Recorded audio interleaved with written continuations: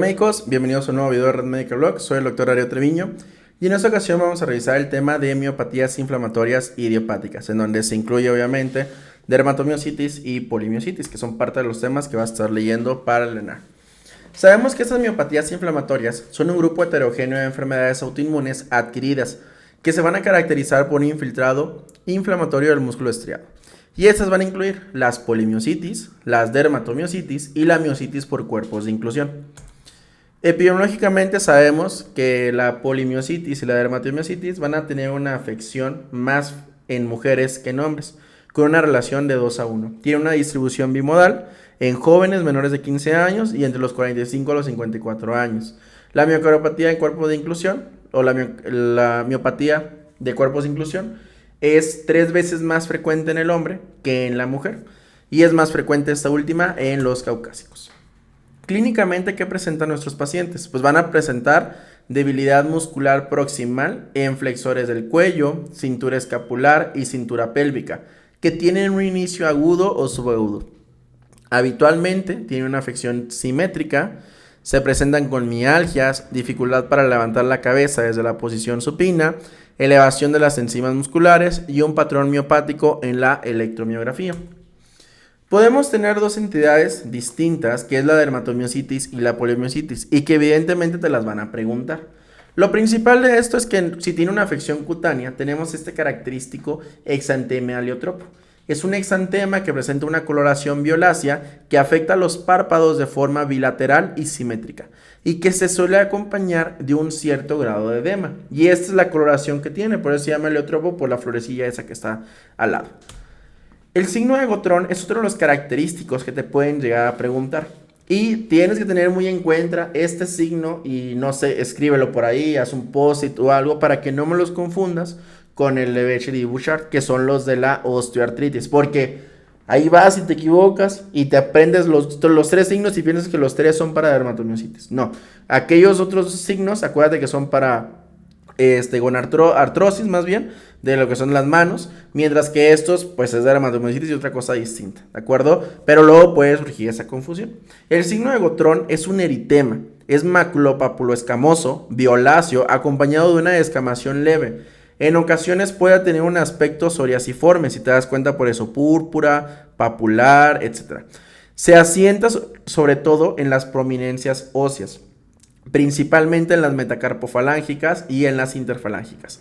También puede estar sobre codos, rodillas o cualquier otra articulación. Podemos tener un eritema en B, que es un eritema fotosensible. Usualmente se hace, obviamente, como es más frecuente en mujeres, pues la descripción es en el escote de la paciente. ¿De acuerdo? Puede estar en otros sitios como en el cuero cabelludo, hombros y en el tercio superior de la espalda. También se le conoce a este como signo o eritema en chal. Tenemos que los pacientes con dermatomiositis podemos observar hiperkeratosis, engrosamiento y fisuras en las caras laterales de los dedos de las manos, que se conoce clásicamente y de forma despectiva, por lo cual no deberíamos poner eso en nuestras notas, es en manos de mecánico, por las lesiones que llegan a presentar. Puede estar asociado con otras alteraciones, como enfermedad pulmonar intersticial, miositis, artritis, Raynaud, etc. Todo esto último que comentamos se le conoce como síndrome antisintetasa y que es importante reconocerlo. Es raro que vengan a llenar porque es una pregunta difícil, pero pues puede ser, ¿no? Entonces, este síndrome antisintetasa se caracteriza por la presencia periférica en sangre de anticuerpos anti-IgG. Pregunta de examen súper difícil, por cierto. Hay algunas manifestaciones pulmonares de estos pacientes en donde podemos tener alteraciones por aspiración, por hipoventilación o incluso el desarrollo de enfermedad pulmonar intersticial. Esta enfermedad pulmonar intersticial se asocia a la presencia de anticuerpos anti-IgG y se presenta con 3 patrones clínicos distintos: con inicio agudo de los síntomas, de forma crónica y de evolución progresiva, y aquellos en donde la radiografía está alterada, las pruebas de función están alteradas, pero el paciente a lo mejor todavía no desarrolla los síntomas. Nos puede orientar una radiografía que se mire feo, se nos puede orientar en un paciente con este tipo de miopatías a sospechar que a lo mejor está desarrollando una enfermedad pulmonar intersticial. Sin embargo, el diagnóstico de esta entidad es con tomografía computada de alta resolución o que son las TACAR. Algunas manifestaciones gastrointestinales que pueden tener los pacientes puede ser afección del tercio proximal del esófago, puede inducir disfonía, disfagia y dificultad para la deglución. También podemos tener disfunción esofágica y estos datos son de mal pronóstico en nuestros pacientes. Algunas manifestaciones articulares puede ser con poliartralgia o poliarteritis simétrica, que va a involucrar muñecas y manos. Principalmente las polimiositis son las que desarrollan la afección articular y se pueden asociar a otras enfermedades reumatológicas, esclerosis, lupus, Sjögren, artritis reumatoide, etcétera, ¿no? Un montón de cosas y demás, y evidentemente en el espectro del síndrome antisintetasa. Algunas manifestaciones cardíacas que desarrollan estos pacientes es insuficiencia cardíaca congestiva, puede haber alteraciones de la conducción, bloqueos de rama, alteraciones de la onda Q, cambios inespecíficos del STI sobre la onda T, puede haber hemiobloqueos anteriores, miocarditis, etc. También existe riesgo de desarrollo de cáncer en algunos pacientes y esta es una pregunta súper clásica de exámenes de este tipo. Los pacientes que tienen dermatomiositis pueden llegar a presentar hasta 4 veces más riesgo que otros pacientes de desarrollo de cáncer de ovario, pulmón, páncreas, estómago, en colon y en recto también. ¿De acuerdo? Entonces es importante relacionarlo. En algunas literaturas tú vas a encontrar que un síndrome paraneoplásico es la dermatomiositis sobre el cáncer de ovario. ¿De acuerdo? Entonces, preguntas así medias raras, puede ser esta, aguas con eso, no olviden su relación. Y en la polimiositis, pues el linfoma no Hodgkin, el cáncer de pulmón y el cáncer de vejiga.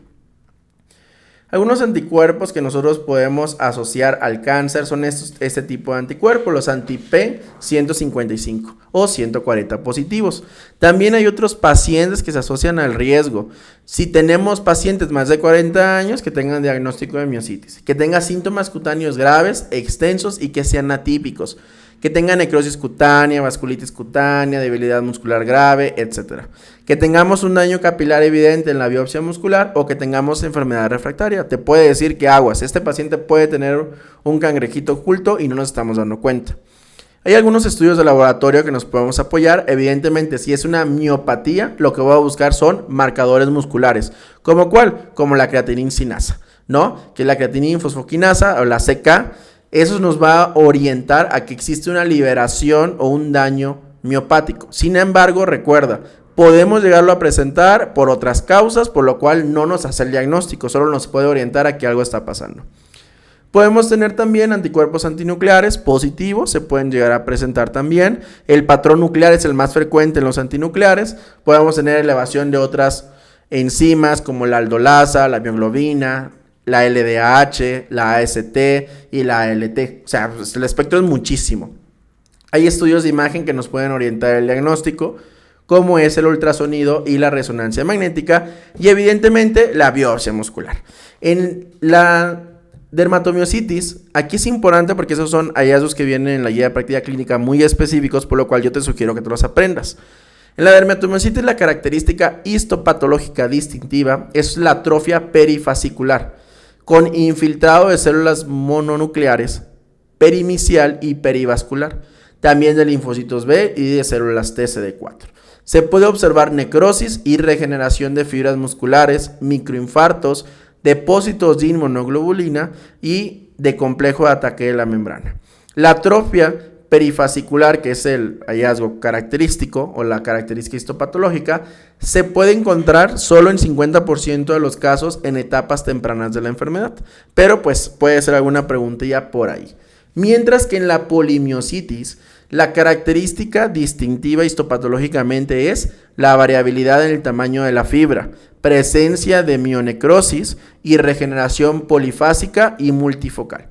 Puede haber infiltrado perivascular, endomicial, característicamente son linfocitos TCD8 y macrófagos. Puede haber también las vacuolas en anillo, puede haber depósitos de amiloide y a largo plazo infiltración de tejido adiposo que está reemplazando el tejido muscular afectado. Aquí tenemos toda una lista de los anticuerpos que se pueden llegar a presentar. No nos vamos a detener en esto, pero sí te sugeriría que les dieras una leída, más que nada para que sepas o te acuerdes que son los que se relacionan a ese tipo de enfermedades. Entonces aquí tenemos un cuadro diferencial entre la dermatomiositis y la polimiositis y pues la miositis de los cuerpos de inclusión. Las características de la biopsia y demás. Recuerda que el patrón de debilidad, porque eso es pregunta clásica de examen, y aunque parezca un poco absurdo repetirlo, créeme que muchos nos podemos llegar a equivocar en eso. De proximal a distal, no de distal a proximal, no se te olvide, de proximal a distal, ¿de acuerdo? Y tenemos una serie de criterios, como esos criterios de Bohan y Peter, para documentar la presencia de polimiositis o de dermatomiositis. Utilizamos compromiso muscular, en donde tenemos una debilidad muscular proximal, progresiva y simétrica. Biopsia muscular, la elevación de las enzimas musculares, la electromiografía y las características dermatológicas. Si es dermatomiositis, tiene que tener exantema. Si es polimiositis, pues no tiene exantema, ¿de acuerdo? Una sobre otra. Y podemos hablar de definido 4 sin exantema, en las polimiositis probable 3 y posible 2. Mientras que la dermatomiositis 3 o 4 con exantema, 2 con exantema y 1 con exantema, si es definido, probable o posible. Si nosotros sospechamos de una miopatía inflamatoria idiopática, pues tenemos que buscar de forma dirigida la edad de presentación, la distribución proximal sobre distal, la severidad, el tiempo de evolución, etcétera, ¿no? Hay que hacer una determinación de las enzimas musculares, la electromiografía y los autoanticuerpos específicos, como pueden ser los antisintetasa, como el anti-Jo1, el anti-PL, los anti-Mi2, etcétera, ¿no? Todos que vienen ahí en el cuadrito. Una vez que nosotros tenemos afección cutánea y todo lo previo, pues documentamos. Si es una dermatomiositis, hay que realizar del escrutinio o la valoración para descartar más bien que no tenga una neoplasia, ¿de acuerdo? Ver si es factible hacer una búsqueda, una biopsia muscular para buscar los hallazgos específicos y el tratamiento pues va a ser prednisona, más acetropina o metrotexate. Mismo caso va a ser con la polimiositis, ¿de acuerdo? Y bueno, con esto hemos concluido lo que es esta clase. Si te das cuenta, es una clase relativamente sencilla, no está tan complicado. Yo creo que lo más difícil de aprenderse va a ser esto, lo de la biopsia muscular. Y lo demás son los hallazgos característicos, ¿de acuerdo? Soy el doctor Darío Treviño, esto es Red Medical Blog y nos vemos hasta la siguiente videoclase. Chau, chau, doctores.